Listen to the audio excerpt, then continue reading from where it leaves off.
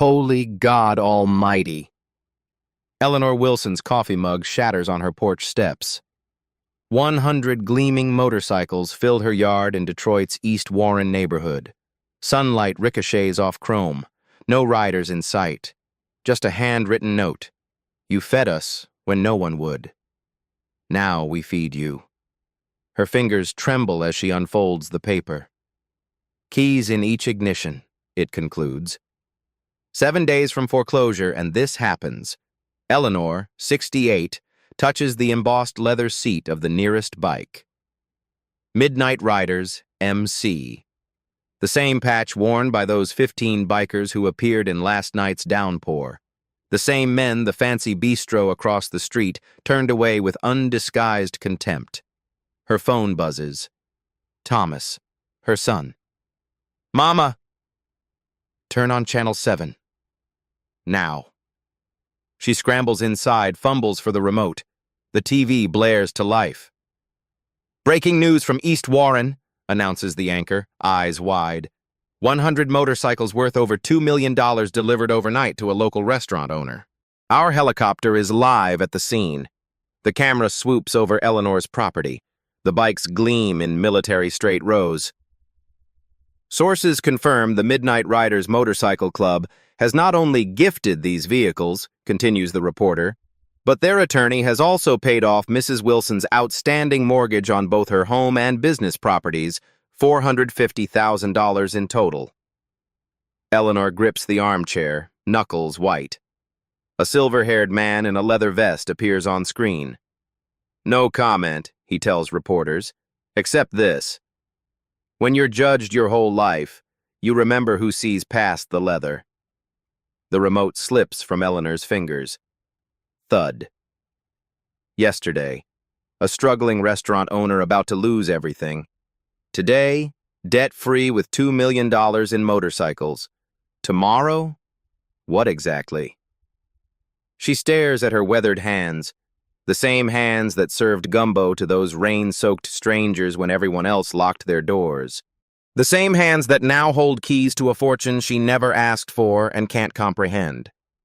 What happens when a simple act of kindness crashes headfirst into life-changing consequence? And what price might come attached to such an extravagant reward? 3 days earlier. Eleanor wipes condensation from the window of Soul Plates, the restaurant she's owned for 32 years. Rain drums against the roof as she studies the foreclosure notice in her hand. Final payment due in 10 days or everything goes to auction. The dining room stands empty, save for one table where Thomas sits hunched over his laptop. At 35, her son bears the weight of his recent layoff from the architectural firm where he'd worked for a decade. You should have told me how bad it got, Mama, he says without looking up from the screen. And what would you have done? Given up your apartment in Chicago to come save your old mother? Eleanor tucks the notice into her apron pocket. Besides, who could have predicted 3 pipes bursting in the same winter? What she doesn't mention, how the bank denied her loan application 3 times, despite her perfect payment history for 3 decades. How the loan officer had smirked while explaining she was high risk due to current economic factors in this particular neighborhood. Across the street, the newly opened Emerson's Bistro gleams with polished windows and a packed dining room despite the weather. The owner, Jeffrey Emerson, whose grandfather once owned the building Eleanor now occupies, makes no secret of his desire to restore the block to its former glory by buying up properties for his expansion plans. Eleanor's phone rings. It's her last remaining employee, Darius, calling to say his car broke down. Again. She can't blame him, working for reduced wages these past months while she tried to stay afloat. Don't worry about it, baby.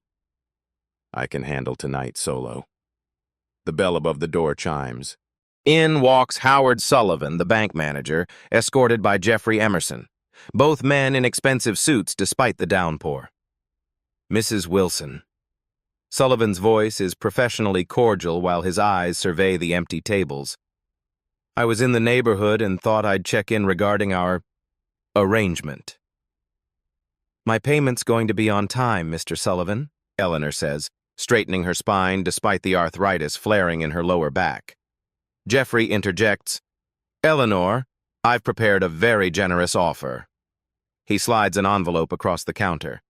Given the circumstances, this is more than fair. The amount on the paper inside is barely enough to cover her outstanding mortgage.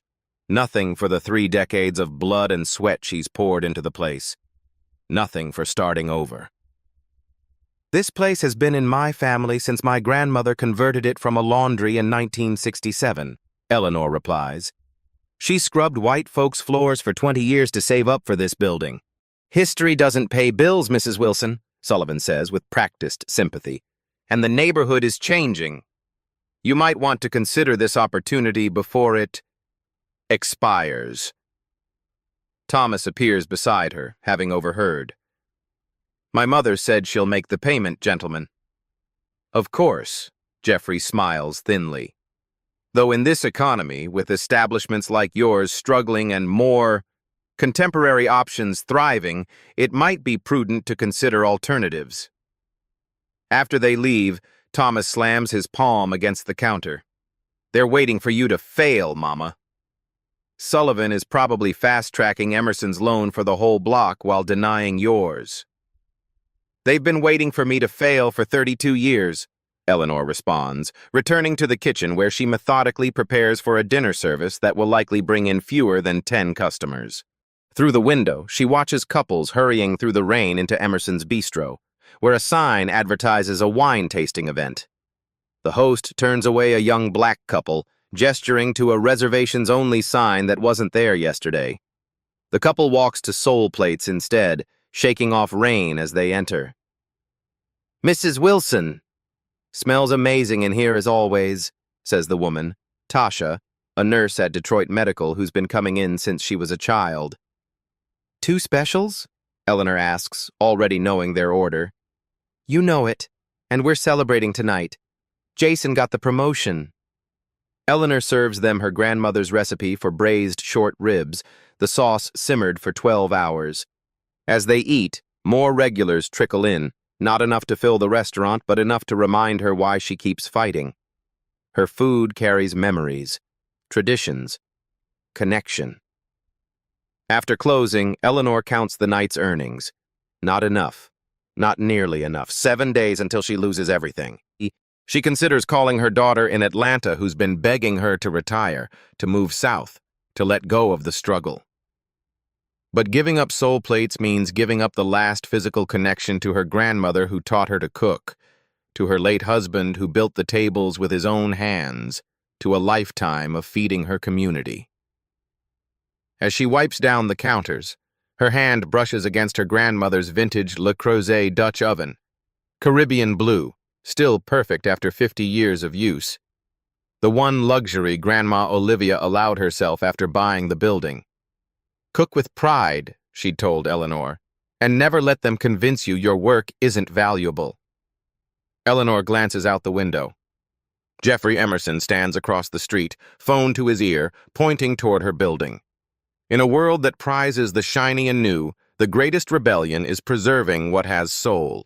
What's he planning now? And how is she going to pull off a miracle in 7 days when 32 years of hard work hasn't been enough to protect what's hers? The next morning, Eleanor arrives at Soul Plates earlier than usual.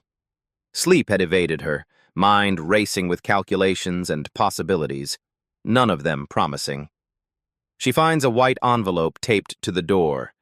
Another notice, this one from the city's health department scheduling a random inspection for tomorrow. Random, sure. Like the 3 others in the past 6 months, each more nitpicky than the last. Inside, she calls Thomas. They're circling, she tells him when he answers. The inspection is tomorrow? Thomas sounds alert despite the early hour. I'll be there. My friend Cornell works in the city planning office. He says Emerson filed permits for expanded outdoor seating, claiming parts of what's technically your property line.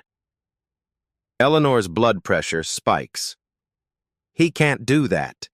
He can if he has the right friends at City Hall, Mama. Cornell says there's talk about revitalization grants for the block that somehow only Emerson's properties qualify for. After hanging up, Eleanor starts prep work, chopping onions with more force than necessary. The bell above the door chimes. Darius arrives, hair still damp from the shower. "Ms. Eleanor, I'm so sorry about yesterday. My transmission—" "It's all right, baby. I know you're doing your best." She hands him an apron. "But I need you solid today. Inspector coming tomorrow." "Again?" "That's the fourth one this year." "Exactly." By noon, the lunch crowd is decent, mostly regulars from the neighborhood and workers from nearby businesses. Eleanor is serving a table when the door opens and in walks Cynthia Powell, the health inspector who's conducted the last 3 random visits. "Ms. Powell," Eleanor says, wiping her hands on her apron, "inspection's scheduled for tomorrow." "Just grabbing lunch today, Mrs. Wilson."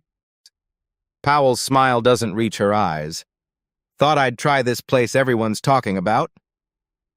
Eleanor returns to the kitchen, watching through the service window as Powell scrutinizes everything, running a finger along the edge of a table, examining her water glass against the light, taking photos with her phone.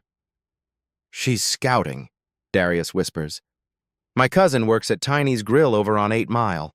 They pulled the same routine before hitting them with violations." When Powell leaves without finishing her food, Eleanor's shoulders tense. The afternoon brings a new problem. The food supplier delivers only half her order, claiming a system error with her account. "Your credit hold was activated," the delivery man explains uncomfortably. "Manager says until the outstanding balance is cleared." "What outstanding balance?"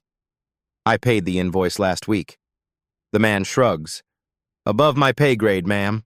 Eleanor calls the supply company, navigating an automated system for 20 minutes before reaching a representative who confirms her payment was received but flagged for review, a process that could take 7 to 10 business days to resolve, days she doesn't have. "I need those supplies today," she insists. "I understand your frustration, but there's nothing I can do until the financial department clears the hold." After another hour of calls and being transferred between departments, Eleanor hangs up in frustration. She'll have to use what she has and make an emergency run to the restaurant supply store, paying retail prices she can't afford. As she's counting cash from the register to fund this unexpected expense, Jeffrey Emerson appears at the counter. "Having supplier troubles?" he asks, his tone suggesting he already knows the answer. Eleanor stares at him. "You did this?" "Did what?" "I'm just a businessman noticing another business struggling." He leans in. "My offer stands, Eleanor.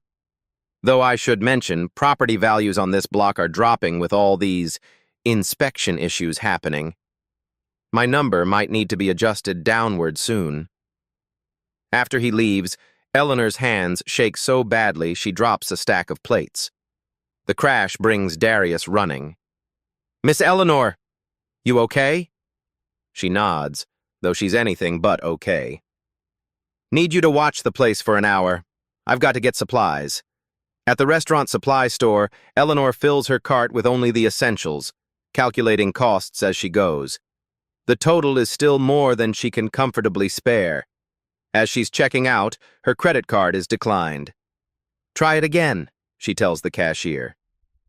Declined again. She tries her personal card. Same result. The cashier looks uncomfortable as the line grows behind Eleanor. "Maybe call your bank?" Eleanor steps aside, cheeks burning with humiliation as she calls the bank. After providing multiple forms of identification and answering security questions, she learns both her business and personal accounts have been flagged for suspicious activity and temporarily frozen. "This is the 4th case I've handled today from your neighborhood," the bank representative says. "Might be a data breach at one of the local merchants." By the time Eleanor gets the freeze lifted and returns to Soul Plates with the supplies, 2 hours have passed. She finds Thomas arguing with a city official outside the restaurant. "What now?" she asks, lugging bags from her car. The official, a thin man with a clipboard, looks bored. Complaint about signage violations. Your awning extends 6 inches beyond regulation, and your sidewalk sign creates a pedestrian obstacle. That awning and sign have been there for 30 years. Regulations changed last month. He hands her a citation. You have 48 hours to comply or face fines of $200 per day. Eleanor watches him walk directly across the street to Emerson's Bistro, where the outdoor seating clearly extends beyond property lines, and nod cordially to Jeffrey before driving away without inspection. This is coordinated, Thomas says, taking bags from her hands. They're trying to bury you in violations and complications before the mortgage deadline. Inside, Darius looks anxious. Ms. Eleanor, we've got another problem. The health department called while you were gone. They've moved tomorrow's inspection to today. Said they're arriving in an hour. Eleanor sets down her purse, draws a deep breath, and ties her apron with determined hands. Thomas, run to the hardware store. Get cleaning supplies. The industrial strength stuff. Darius, start pulling everything out of the refrigerators. I'll call Tasha and see if any of her hospital friends can come for an early dinner. We need this place full and functioning when they arrive. The next hour is a blur of activity. Thomas scrubs every surface, Darius reorganizes storage areas, and Eleanor cooks with focused intensity. Several of Tasha's colleagues arrive, filling tables just as Inspector Powell walks in with 2 assistants. For the next 2 hours, they scrutinize every corner of Soul Plates while Eleanor continues service, her smile fixed in place as she feels Powell's eyes following her every move. Finally, Powell approaches the counter with her clipboard. Several minor violations, Mrs. Wilson. Eleanor reviews the list. A loose refrigerator gasket, boxes stored too close to the floor, a hairline crack in one tile beneath the sink. Nothing critical, but these will need to be addressed within 72 hours. Powell's expression is unreadable. We'll return for follow-up. After they leave, Eleanor slumps against the counter. 3 more problems to solve with money she doesn't have. The dinner service continues, busier than usual thanks to Tasha's friends, but Eleanor's thoughts are elsewhere. 3 days until the mortgage payment is due. Suppliers restricting credit, equipment needing repairs, citations requiring immediate attention. As she's closing up, rain begins falling again. Gentle at first, then a sudden downpour that sends rivers down the street. Eleanor watches water pool at the corner where the city's promised drainage improvements never materialized in this neighborhood. Her phone rings. Thomas, checking in. I'm fine, she tells him, though her voice betrays her exhaustion. Just finishing up. I've been making calls all day, Mama. Something's not right with how coordinated these problems are. Cornell's looking into the inspection patterns, and I've got a friend at Channel 7 who might be interested in a story about targeted enforcement. We don't have proof, Thomas. Not yet. But the call cuts off as thunder crashes overhead. Eleanor tries redialing, but the service is out. The lights flicker once, twice, then stabilize. She's wiping down the last table when a flash of lightning illuminates the street outside. Through the curtain of rain, she sees a line of motorcycles approaching, headlights cutting through the darkness. They stop directly in front of Soul Plates. 15 riders in black leather jackets, soaked to the skin. The lead rider dismounts and approaches her door. Eleanor hesitates. The neighborhood has its share of motorcycle clubs, some with unsavory reputations. She's never had trouble with them, but 15 large men arriving at closing time during a storm sets off warning bells. The rider knocks. Through the glass, Eleanor sees a weathered face beneath a gray beard, eyes squinting against the rain. Behind him, the others wait, shoulders hunched against the downpour. Against her better judgment, Eleanor moves to the door. Her grandmother always said you could tell a person's character by how they ask for help.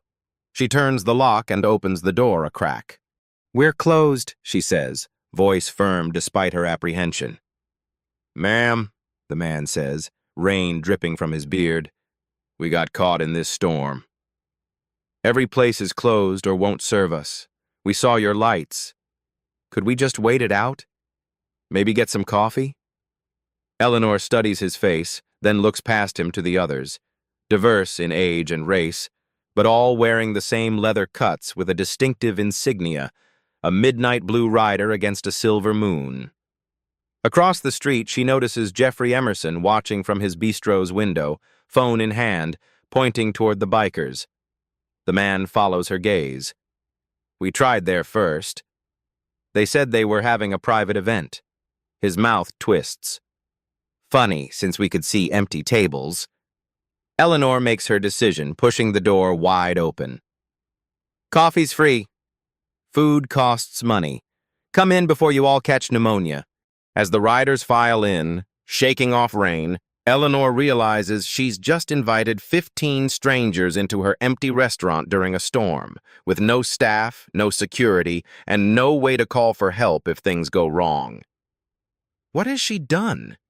And who exactly are these men with their leather vests and road-worn faces that struck such fear in Jeffrey Emerson that he's still watching them through his window, talking urgently into his phone? The bikers arrange themselves at 3 tables pushed together, leather jackets squeaking against vinyl seats. They're a weathered group, most in their 40s and 50s, with a few younger faces mixed in. Despite their imposing appearance, they maintain a respectful quiet, murmuring thanks as Eleanor brings a tray of coffee mugs. Storm's supposed to pass in an hour, she says, setting down sugar and creamer. You all just passing through or local? The gray-bearded man who'd knocked extends a calloused hand. Name's Walter Bishop. Most call me Bishop. We're the Midnight Riders MC Detroit chapter, heading back from a charity run in Cleveland. Charity? Eleanor asks, unable to hide her surprise. A younger rider with dark skin and intricate tattoos covering his arms laughs. Everyone's shocked when they hear that part. We raised $30,000 for the Children's Hospital this weekend. Eleanor nods, embarrassed by her assumption. Menu's limited this late, but I've got gumbo that's been simmering all day. Or I can do breakfast. Gumbo sounds perfect, ma'am, Bishop says. And whatever else you recommend. We'll take one of everything if you've got it. Been a long ride on empty stomachs. As Eleanor returns to the kitchen, she hears them discussing the storm, routes home, families waiting. Normal conversation, not the rowdy behavior she'd half expected. Through the service window, she watches them remove their wet jackets, revealing t-shirts beneath, some with family photos printed on them, others with veteran insignias. She prepares 15 bowls of gumbo, adding cornbread fresh from that afternoon. As she works, she notices one rider, a tall man with salt and pepper dreadlocks, studying the foreclosure notice she'd left on the counter by mistake. When she emerges with the first tray, he quickly sets it down, but not before she sees the concern in his eyes. 7 days is a tight timeline, he comments. Banks don't give much breathing room these days. They never have, Eleanor responds, setting down bowls. Not in this neighborhood, anyway. While the men eat, Eleanor busies herself with cleanup, listening to their conversation drift from motorcycles to family to community projects. She learns that Bishop is a retired mechanical engineer, that the young tattooed rider teaches music at a youth center, that several are business owners themselves. This is the best gumbo I've had outside of New Orleans, declares a rider with a Louisiana accent. Reminds me of my grandmother's. That's high praise, Eleanor says, warmed by the compliment. It's my grandmother's recipe, too. Taught me when I was knee-high, standing on a stool to reach the stove. The storm intensifies, rain hammering against the roof hard enough to make conversation difficult. Lightning flashes, followed immediately by a deafening crack of thunder. The lights go out, plunging the restaurant into darkness. Everyone stay put, Eleanor says, reaching for her phone's flashlight. Generator should kick in. But the backup power doesn't engage. Eleanor fumbles her way to the storeroom where the ancient generator controls are located, the rider's phone lights creating islands of illumination in the darkened space. Need help? Bishop asks, following her with his own light. Things temperamental, Eleanor admits, examining the generator panel. And I can't afford to replace it. Bishop studies the setup, then kneels to examine the connections. Looks like a failed transfer switch. Got tools? For the next 20 minutes, Eleanor holds a flashlight while Bishop works on the generator. The rider with dreadlocks joins them, introducing himself as Franklin, an electrical contractor. Banks making it hard for small businesses everywhere, Franklin comments as they work. My cousin lost his barbershop last year. Same pattern. Surprise inspections, supplier issues, loan denials. Sounds familiar, Eleanor says cautiously. Systematic, Franklin agrees, his eyes meeting hers with understanding. They call it business, but there's another word for it. The generator hums to life, lights flickering back on throughout the restaurant. When they return to the dining area, Eleanor notices several riders have cleared tables and washed dishes in her absence. Didn't want to leave a mess, explains the tattooed music teacher. My mama raised me better than that. Eleanor brings out coffee refills and slices of sweet potato pie she'd been saving for tomorrow. As she serves them, she notices a small album that's fallen from one rider's jacket. When she picks it up, it falls open to reveal photos of children in hospital beds, each holding handmade cards thanking the midnight riders. The rider, a woman in her 60s with close-cropped silver hair, gently takes it back. Our annual ride. Started it after my grandson beat leukemia. That's beautiful, Eleanor says sincerely. Community takes care of its own, the woman responds. Or should. Across the street, Eleanor notices lights still on at Emerson's Bistro. Jeffrey stands in the window, now accompanied by two men in suits, despite the late hour. One looks familiar. She recognizes Howard Sullivan from the bank. Bishop follows her gaze. Friend of yours? Opposite, Eleanor admits. That's the man trying to take my building. Been after it for years. His grandfather owned it before mine bought it in the 60s. Now he's got friends helping squeeze me out. Bishop studies the men across the street, his expression hardening. Sullivan? From First Metropolitan? You know him. Let's say our paths have crossed. Bishop exchanges glances with Franklin, something unspoken passing between them. The storm begins to abate, rain softening to a gentle patter. Riders check phones, announce it's time to move on.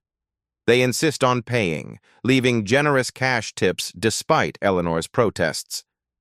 As they prepare to leave, Bishop hangs back, examining a faded photograph on the wall. Eleanor's grandmother standing proudly in front of the building on opening day, 1967. Your grandmother? He asks. Olivia Wilson. Toughest woman I ever knew. Taught me everything about food and not backing down. Bishop nods, respect evident in his eyes. Reminds me of my mother. Same determination. He studies the photo a moment longer. Thank you for your kindness tonight, Mrs. Wilson. Not everyone would open their doors to people who look like us. I judge by actions, not appearances, Eleanor responds. My grandmother taught me that too. As the riders mount their motorcycles, Eleanor notices Franklin speaking intently with Bishop, both men glancing back at the restaurant, then across to Emerson's Bistro where the bank manager remains visible through the window. Franklin approaches Eleanor one last time, handing her a business card with just a phone number. If you need anything before your deadline, call this number, day or night. I couldn't. Just keep it, he insists. Sometimes the strangers who help you aren't strange at all, just waiting to be recognized. The riders depart in a rumble of engines, leaving Eleanor standing in her doorway, Franklin's card in her hand, wondering about the strange intensity in his eyes when he'd mentioned the bank. What connection did these men have to Sullivan? And why did she feel like something significant had just happened? Something beyond simply feeding hungry travelers caught in a storm? The next morning, Eleanor arrives at Soul Plates to find Thomas already there, pacing anxiously. You weren't answering your phone, he says. I was worried. Power went out during the storm. Battery died. Eleanor unlocks the door, noticing something strange, a small envelope taped beside the handle, her name written in precise handwriting. Inside is a business card for Bishop's Custom Restorations and a note. Service completed with appreciation. Call if issues arise. What service? Thomas asks, reading over her shoulder. Eleanor checks the generator room and finds the entire system has been upgraded. New transfer switch, rewired connections, even a digital control panel replacing the ancient analog one. Those bikers did this, she realizes. After I closed, they must have come back. Bikers? What bikers? Thomas looks alarmed. Eleanor explains about the Midnight Riders and their visit during the storm, including Franklin's cryptic comments about the bank. Thomas runs a hand through his hair. Mama, do you know who the Midnight Riders are? They're not just any motorcycle club. Their president, Walter Bishop, used to be one of the top financial fraud investigators in the state before he retired. And they've got members who are lawyers, contractors, even a judge. How do you know this? They sponsored the youth architecture program I volunteered with last year. These aren't outlaw bikers. They're professionals with motorcycles and a community service mission. Eleanor sits heavily, processing this information as her phone rings. It's the supplier, apologizing for yesterday's system error and offering to deliver her full order immediately, including several items at no charge for the inconvenience. After hanging up, she checks her email to find notification that the health department has cleared all violations without requiring follow-up inspection. The message cites documentation provided by a third party, proving her compliance. Something's happening, she tells Thomas. First the generator, now this. The bell above the door chimes as a courier enters, delivering an envelope requiring Eleanor's signature. Inside is a letter from the city planning office, apologizing for the erroneous citation regarding her awning and sign. All fines have been waived. Eleanor stares at Thomas. What is going on? I think you made some powerful friends last night, he says, looking as bewildered as she feels. The morning brings more surprises. Regular customers arrive bearing gifts, ingredients, supplies, even cash donations, saying they'd heard Soul Plates was having trouble. Heard from who? Eleanor asks Tasha when she brings in a basket of produce from her community garden. Facebook group, Tasha says, showing Eleanor her phone. Someone started a Save Soul Plates page last night. It's got 3,000 members already. The page features professional photographs of the restaurant, Eleanor's story, and testimonials from customers spanning decades. The organizer is listed only as community advocate. By noon, the restaurant is packed, busier than it's been in months. Local news crews arrive, interviewing customers about why Soul Plates matters to the neighborhood. Eleanor manages the unexpected rush with Darius and Thomas helping, her mind spinning with questions. When she finally gets a break, she steps outside for air and notices something odd across the street. Emerson's Bistro is nearly empty, a handwritten cash-only sign posted on the door. Her phone rings. An unknown number. She answers cautiously. Mrs. Wilson? Howard Sullivan from First Metropolitan Bank. His voice sounds strained. I'm calling about your mortgage situation. Eleanor braces herself. Yes? There's been a development. The bank would like to offer you a modification agreement, reduced interest, extended terms, and forgiveness of the current past due amount. Eleanor nearly drops the phone. Why the sudden change of heart? Sullivan clears his throat. Let's just say some irregularities in your account handling were brought to senior management's attention. We're eager to rectify any misunderstandings. After she hangs up, Eleanor notices a motorcycle passing slowly. Franklin, the electrical contractor from last night. He nods once, then continues on. That afternoon, Jeffrey Emerson himself appears at her counter, his usual confidence absent. Eleanor, he begins, voice lower than usual. I'd like to withdraw my purchase offer and apologize for any pressure you may have felt. That's quite a change, Jeffrey. His eyes dart nervously to the door. Sometimes we need perspective on what truly matters in business. Community relationships, for instance. As he hurries out, Eleanor spots Bishop sitting at a corner table watching Emerson's retreat with satisfaction. Bishop approaches the counter. "Beautiful day, isn't it, Mrs. Wilson?" "Surprisingly so," Eleanor agrees. "Almost like magic." Bishop smiles. "Not magic, justice. Sometimes it just needs a little help arriving on time." He places a folder on the counter. "You might want to review these documents." Copies of emails between certain parties discussing how to accelerate property acquisition in this neighborhood through some rather questionable means. Eleanor opens the folder, scanning emails between Sullivan, Emerson, and city officials outlining a coordinated plan targeting her business specifically. "How did you get these?" she whispers. "Let's just say Franklin has skills beyond electrical work, and I spent 30 years investigating financial fraud before I retired." Bishop's eyes are kind but determined. "What you're experiencing isn't bad luck, Mrs. Wilson. It's targeted predation, and we don't stand for that in our community." 2 days pass in a whirlwind of activity. Soul Plates remains unusually busy, the Save Soul Plates movement growing beyond anyone's expectations. Eleanor deposits enough cash to cover the modified mortgage payment with room to spare. Then everything collapses. Eleanor arrives Thursday morning to find police cars surrounding her restaurant, officers stringing crime scene tape across the entrance. A detective meets her at the perimeter. "Mrs. Eleanor Wilson?" "I'm Detective Brooks.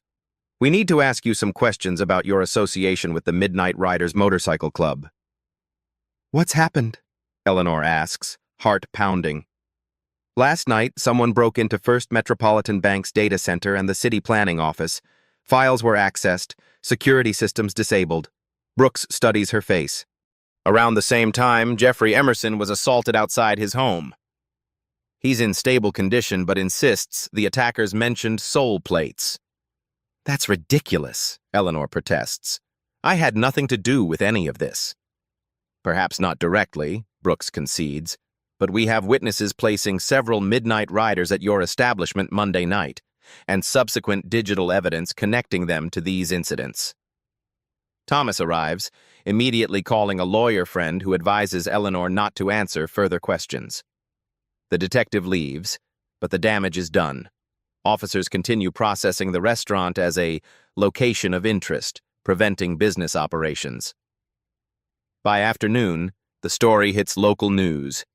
Beloved restaurant linked to criminal organization, complete with security footage showing the bikers entering Soul Plates during the storm. "They're twisting everything," Thomas fumes, watching the broadcast with Eleanor at her home, "making it sound like you're running some kind of front operation." Eleanor's phone hasn't stopped ringing. Reporters, concerned customers, even old friends questioning her judgment. No word from Bishop or any of the riders. Friday morning brings worse news.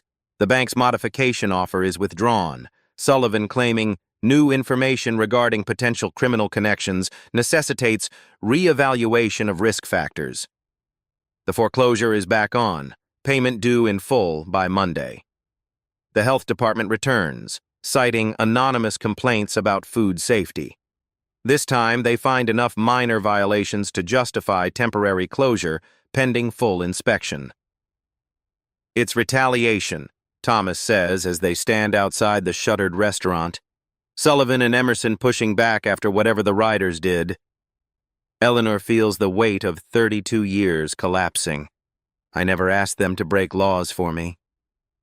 I just fed them during a storm." She tries calling Franklin's number, but it's disconnected. Bishop's business card leads to a recording stating the shop is closed indefinitely. By Saturday, Soul Plate's social media pages fill with comments questioning Eleanor's character. The Save Soul Plates group disappears entirely. Longtime customers text their support privately, but admit they're hesitant to be publicly associated given the criminal investigation. We should go to the police, Thomas suggests. Tell them everything about Sullivan and Emerson's coordination against you. With what proof? Eleanor asks. The documents Bishop gave me implicate the riders in computer crimes. If I show those to police, I'm admitting connection to what they're being investigated for. Saturday evening, Eleanor sits on her porch, watching rain fall again, softer than Monday's storm but persistent. She holds the foreclosure notice, now stamped Final Notice, in angry red letters.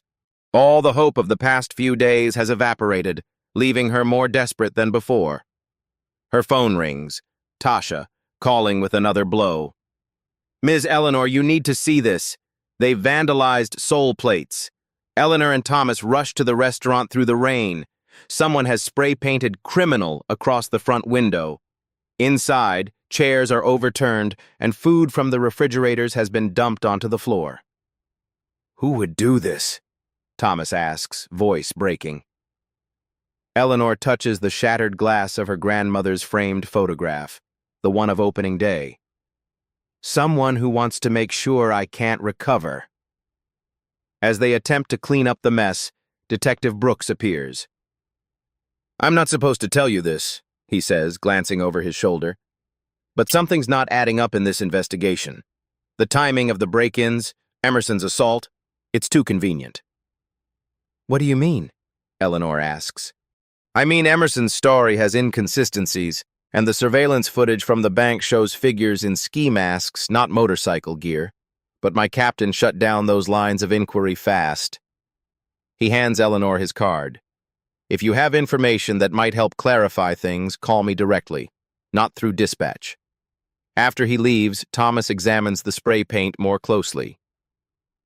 Mama, look at this. It's the same color as the paint they used to mark Emerson's patio furniture. I noticed it yesterday. Doesn't matter, Eleanor says, defeat weighing her voice. By Monday, this place won't be mine anymore. They work until midnight, salvaging what they can.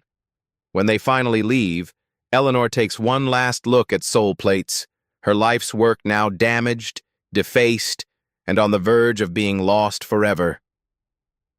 I just wanted to keep what Grandma Olivia built, she whispers, to pass it on someday. Thomas puts his arm around her shoulders. I know, Mama. I know.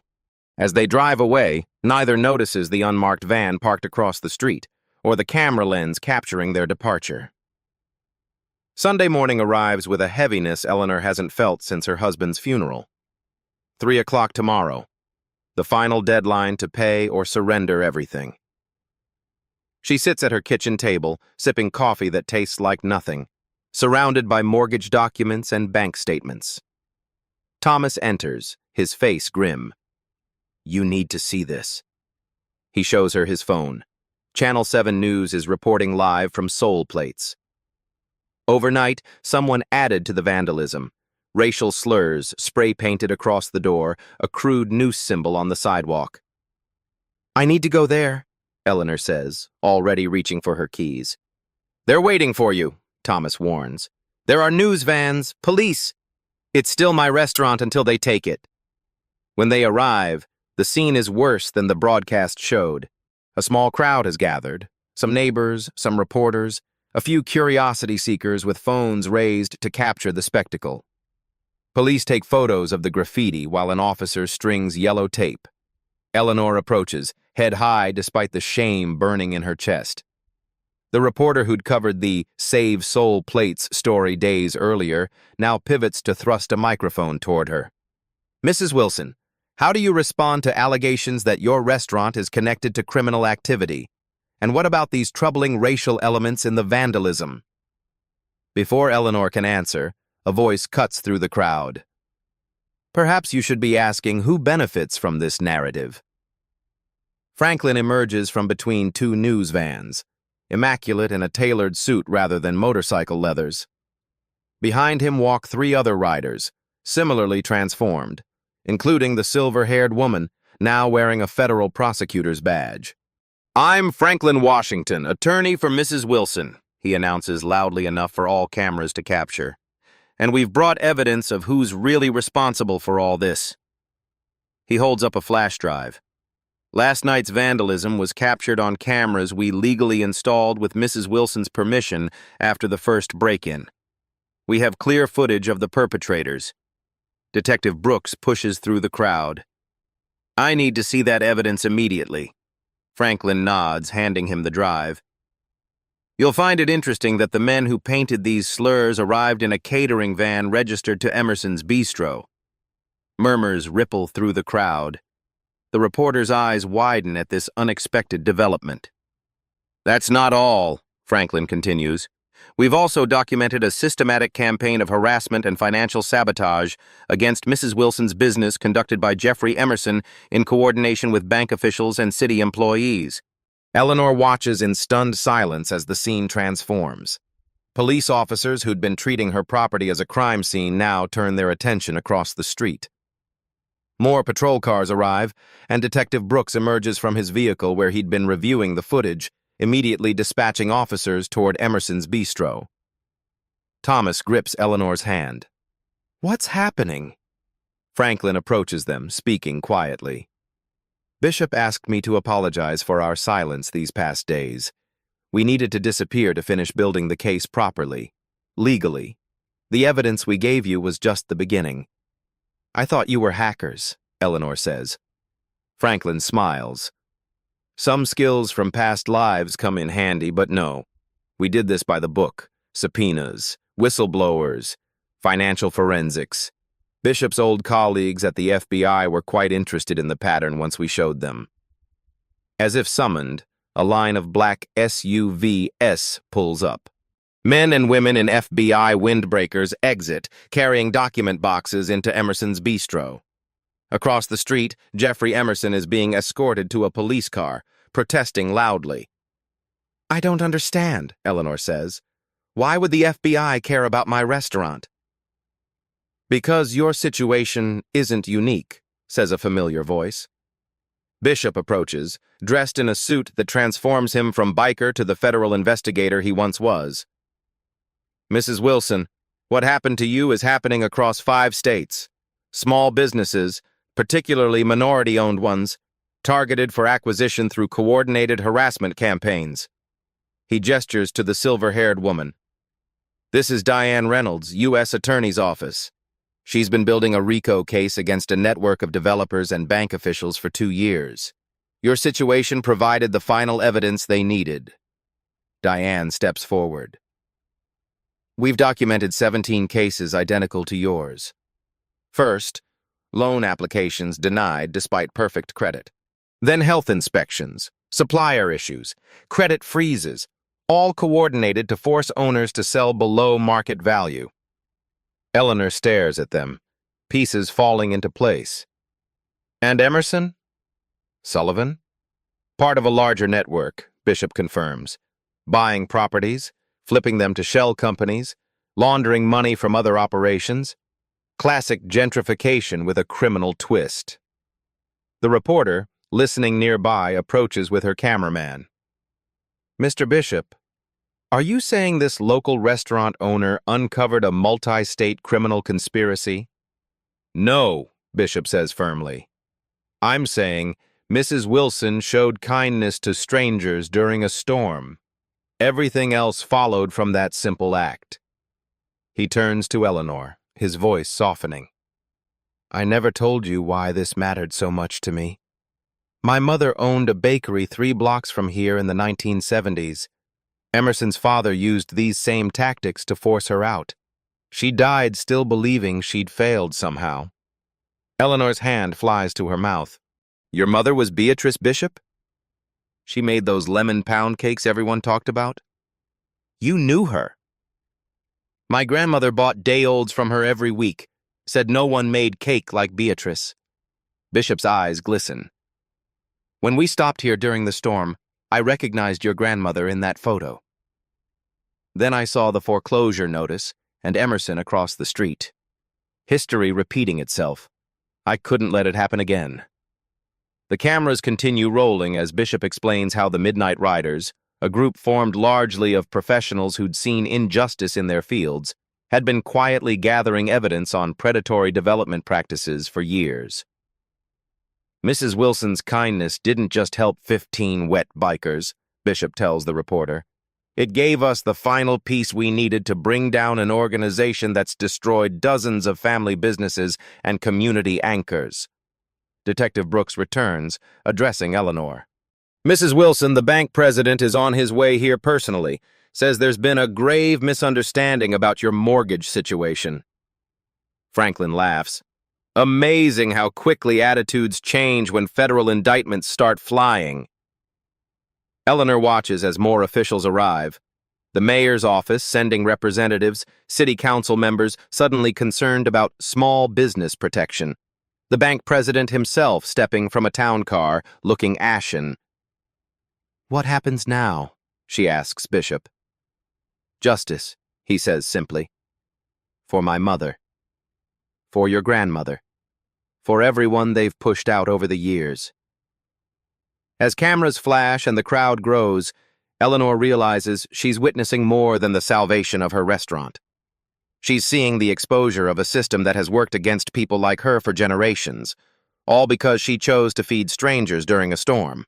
2 weeks later, Eleanor stands in Soul Plates' newly renovated kitchen, admiring the gleaming commercial equipment that replaced her aging appliances.